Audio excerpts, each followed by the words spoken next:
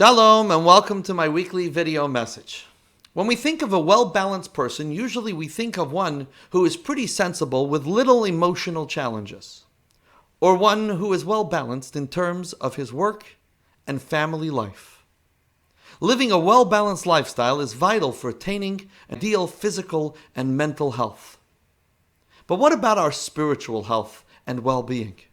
In our spiritual life too, we need to aspire to be well-balanced. But what is a spiritually well-balanced individual? If you recall, the 10 Commandments were written on 2 stones. Each column has 5 mitzvot. The column on the right includes the principles of the mitzvot that enable us to have a relationship with God. The column on the left includes the principle of the mitzvot that enable us to have a relationship with our fellow. There are many people who focus more on the right stone, while others focus more on the left. And over the years I have found that many struggle with focusing on both. And some even feel that focusing on both somehow diminishes their ability to focus on the stone that they see as priority.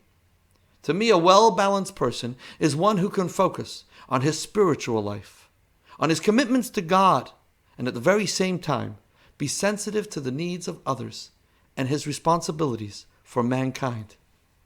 Over the summer, I spent many of my evenings working on illustrations for the 5th volume of biographies on the lives of the Chabad Rebbes.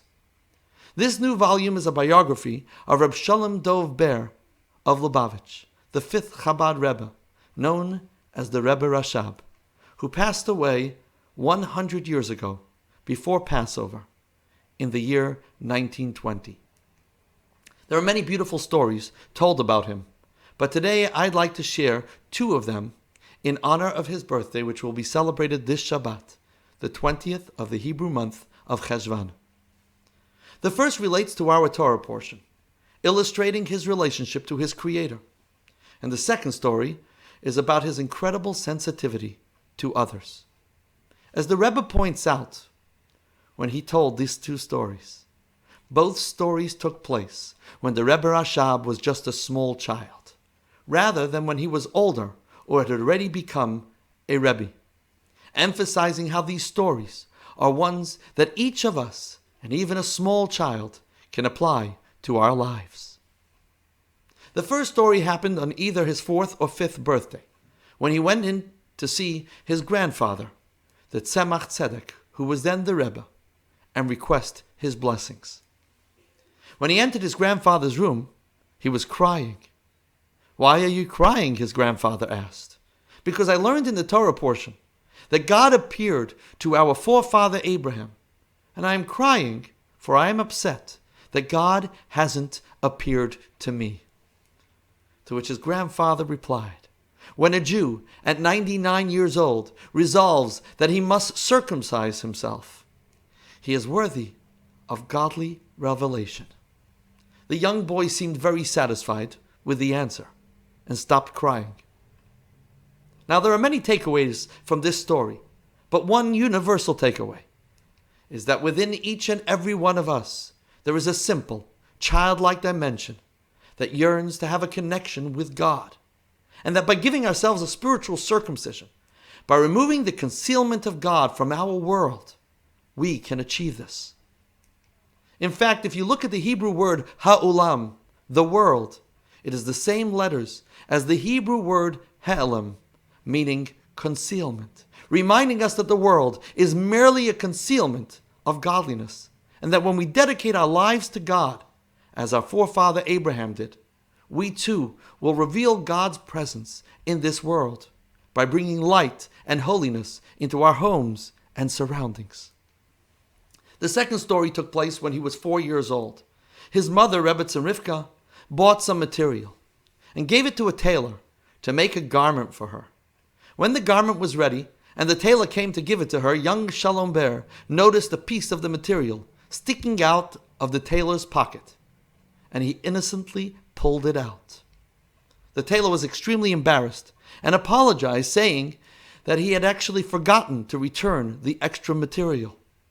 Of course, the Rebbetzin told him that everything was fine and there was no need to worry. But after the tailor left, she told her son that he needs to be more careful with his speech and actions, as he had embarrassed someone. A few weeks later, after his mother had forgotten about the incident, her husband told her that young Shalom Ber had approached him and asked how one could do teshuvah for embarrassing another individual. But when I asked him the reason for his question, he didn't want to explain. When his mother asked him why he didn't want to tell his father what happened, he responded that it's enough that I embarrass someone. Should I also gossip and speak negatively about someone? Of course, the lessons we can learn from the Rebbe Rashab's sensitivity in this story are obvious. But as they say, the apple doesn't fall far from the tree.